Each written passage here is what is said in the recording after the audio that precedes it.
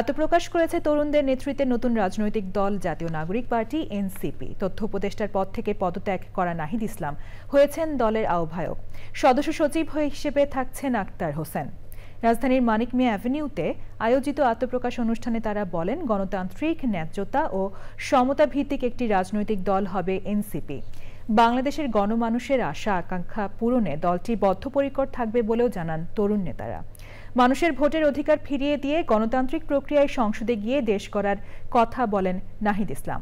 পতিত আওয়ামী লীগ সরকারের নানা অনিয়ম দুর্নীতির কথা তুলে ধরে সমৃদ্ধ বাংলাদেশ গড়ার প্রতিশ্রুতি দেন আক্তার হোসেন। শহীদুল্লাহ রাজুর রিপোর্ট। তবু মাথা নোয়াবার নয়, বাংলাদেশিরা জানে।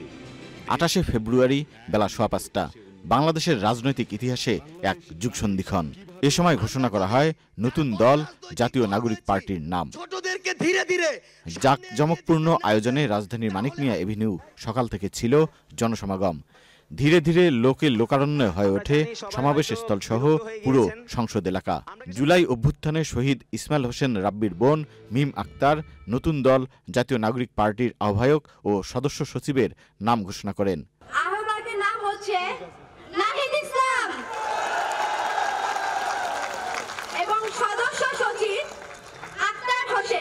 নতুন দলের সদস্য সচিব আক্তার হোসেন একে একে দলের কেন্দ্রীয় কমিটির সবার নাম ঘোষণা করেন।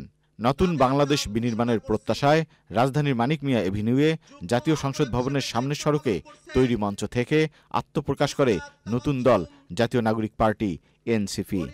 পতিত আওয়ামী লীগ সরকারের নানা অনিয়ম দুর্নীতির কথা তুলে ধরে সমৃদ্ধ বাংলাদেশ গড়ার প্রতিশ্রুতি দেন আক্তার হোসেন। এই তরুণরা যেন তাদের নেতৃত্বে এই বাংলার জমিনে সেই খুনি গণহত্যাকারী আওয়ামী লীগ এবং তাদের দোসরদের বিচার করতে সক্ষম হয়। বাংলাদেশে ৫৪ বছর পরে আমরা যে সুযোগ পেয়েছি, একটি নতুন সংবিধানের বাস্তবতা তৈরি হয়েছে। এই তরুণরা স্বপ্ন দেখে আগামীর বাংলাদেশ এক নতুন সংবিধানের মাধ্যমে পরিচালিত হবে। মানুষের ভোটের অধিকার ফিরিয়ে দিয়ে গণতান্ত্রিক প্রক্রিয়ায় সংসদে গিয়ে দেশ গড়ার কথা বলেন নাহিদ ইসলাম। মতভেদ থাকলেও দেশের মানুষের মঙ্গলের প্রশ্নে রাজনৈতিক দলগুলোর ঐক্যবদ্ধ ভূমিকা রাখার আহ্বান জানান তিনি। যে বাংলাদেশকে আর কখনোই বিভাজিত করা যাবে না। বাংলাদেশে ভারতপন্থী পাকিস্তানপন্থী কোনো রাজনৈতিক ঠাঁই হবে না।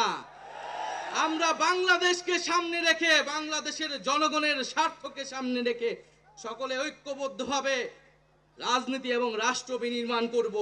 আমাদেরকে স্মরণ রাখতে হবে, হাজারো শহীদদের আত্মত্যাগের বিনিময়ে অর্জিত এই নতুন স্বাধীনতা কেবল একটি সরকার পতন করে আরেকটি সরকার বসানোর জন্যই ঘটেনি। ফ্যাসিবাদী ব্যবস্থা বিলোপের মাধ্যমে একটি নতুন রাজনৈতিক বন্দোবস্তের আকাঙ্ক্ষা থেকে এই অভ্যুত্থানে সাড়া দিয়েছিল, যেন জনগণের অধিকার ভিত্তিক ও মর্যাদা ভিত্তিক একটি রাষ্ট্র পুনর্গঠিত হয়। আগামীর বাংলাদেশকে ঐক্যবদ্ধভাবে গড়ার প্রত্যয় নতুন দল এনসিপির। ভারতীয় উপমহাদেশের রাজনৈতিক ইতিহাসের নানান সন্ধিক্ষণে গঠিত হয়েছে নতুন রাজনৈতিক দল। ছাত্র জনতার জুলাই গণ অভ্যুত্থানের পরিবর্তিত বাস্তবতায় নতুন রাজনৈতিক দল জাতীয় নাগরিক পার্টি। পরিবর্তিত বর্তমান পরিস্থিতিতে নতুন দলটির এগিয়ে চলাই এখন প্রধান চ্যালেঞ্জ।